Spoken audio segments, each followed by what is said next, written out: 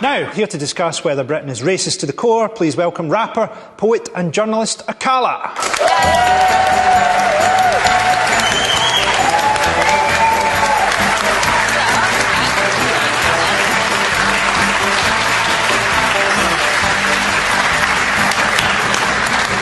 Akala, thanks for coming on. No problem. Great that you're here. I'm a big fan. Loving your album, man. Thank you. What do you think about this motion?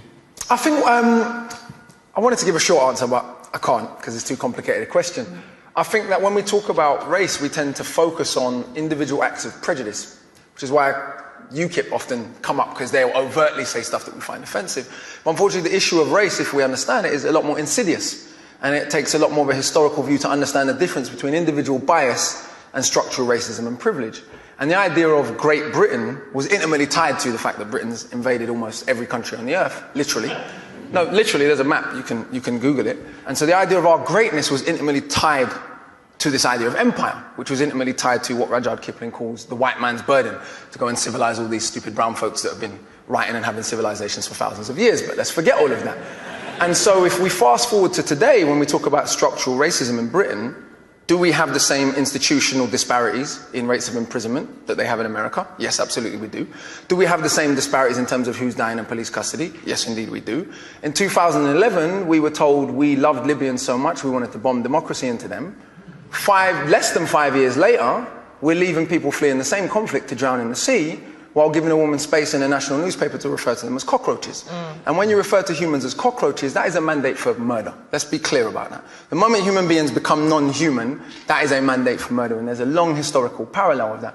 Today, Germany, the country that bombed this country, in our grandparents' lifetimes, so theoretically the grandchildren of Nazis can get in and out of England easier than the grandchildren of people from the Commonwealth who fought against the Nazis.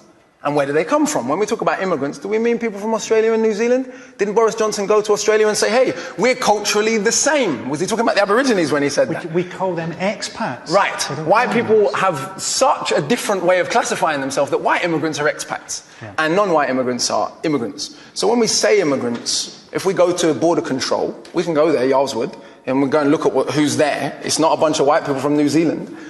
So we have structural forms of privilege and bias that are much more insidious and much more difficult to overcome. The reaction to Africans and Asians coming here post-World War II, to rebuild the country after the Queen's German cousins bombed it, the reaction to them was one of general hatred. It's illogical. These people who had formerly been colonized by Britain had fought in both world wars. India gave 2.5 million volunteers, for those who don't know. When we talk about being saved by America in the war, we want to talk about being saved by India and Russia. That would be a bit more accurate. But that's a bit inconvenient. But the reaction to those people and their descendants has been one that is about structural bias and privilege. The greatest metaphor for this might be Canary Wharf and Tower Hamlets. Sure. If you look at that predominantly Bengali community that has to look at Canary Wharf every day, how many of those people work in Canary Wharf other than to clean toilets? I only got into that through grime. So the first thing, I'm listening to grime records and they're all rapping about E14. Yeah. And I'm going, where's that? And I'm like, Canary Wharf? Yeah, they're definitely not rapping about Canary Wharf. I suppose what I'm saying is not about saying that there's bias and bigotry everywhere in the world. The country my grandparents come from, it's pretty much generally accepted that they don't like gay people. But what's interesting, race even plays a role in that. In Jamaica, we have disgraceful homophobia. No one ever says it's because of Christian fundamentalism. Because even though it is justified in explicitly Christian fundamentalist terms, because only Muslims do bad stuff because of their religion. Because we know almost all the Muslims in the world are brown.